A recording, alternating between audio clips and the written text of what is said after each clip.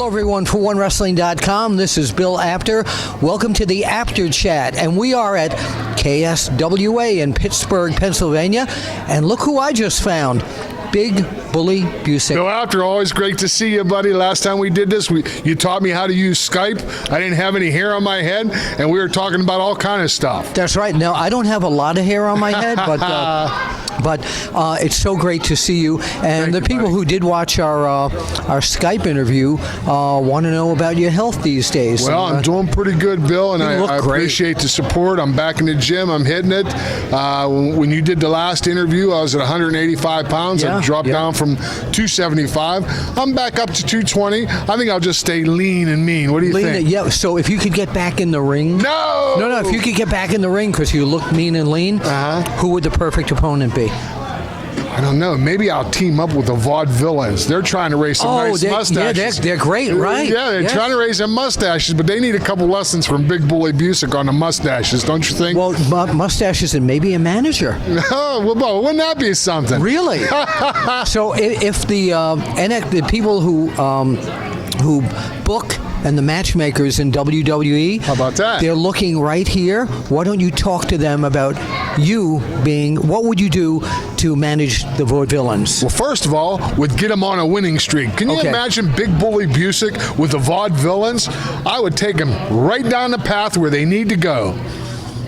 And that would be, how would you do that? I mean, I know you've trained wrestlers before. Oh, absolutely. Well, these guys are already machines. If you've seen their matches, you can see they are quality wrestlers, and they know what they're doing. They just get in there, and they wind up with some opponents that try to slick them. They slick them is what they do. Yeah. We got to get rid of the slickums. So you got to get rid of the slick. I can't even pronounce it. The slickums, right? And make them into the stickums. Just make us from slickums to stickums. Play on words. We got to stick them. That's the deal. I think this would be an absolutely great idea. I really do. I never thought about that, but that would be quite a pair there, right? Big Bully Busick with the Vaudevillains. Yeah, I like it. So if people want to get a hold of you, where do they find you these days? Just go back on Facebook, look for Nick Busick. You'll see Big Bully Busick there on Nick Busick. Shoot me an inbox. Always good to see the fans. I mean, Bill, as I told you in the last interview, the wrestling fans, there's nothing, nowhere, no sport, anywhere that has fans like the wrestling fans. And I appreciate you guys. Now, who was your toughest opponent? I know everybody asks this question to everybody, but I never asked it of you. Well, you know, there was a host. Wrestling 2, Jerry Blackwell, Bruiser Brody, Abdullah the Butcher. So wait. Here's what we're going to do. Right now, we're going to go back in time, okay? Oh, boy. I'm going to be Mr. Wrestling number 2. Let's see what he does. Well, you know something, Big Bully Busick? When you come to my town, brother, in Atlanta, Georgia, you're going to get the knee, brother.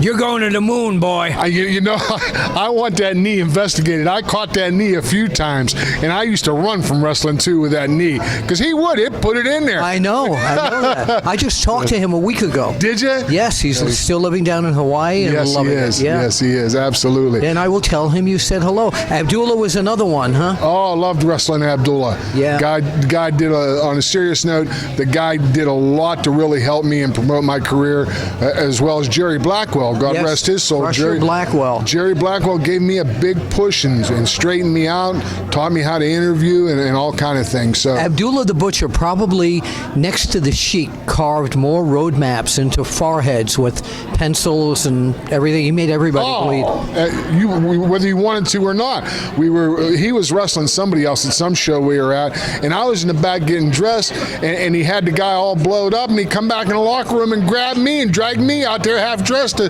finish the match. I believe that. He does stuff like that. He attacked me on a regular basis around the ring, really. In my book, Is Wrestling Fixed? I Didn't Know It Was Broken.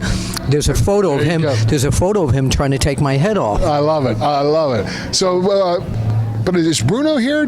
Bruno is not here tonight, but I do a good Bruno. Yeah, you know that. I got to have a little bit of Bruno. You know, this Bully Busick guy comes in here and he says to me, Bruno, you know, McMahon was going to... There's a little That's Bruno. I love it. Little Bruno. Big Bully Busick, it's great to see you again. And God bless everybody. You never know. Vaudevillains, take note. We'll see you at the matches.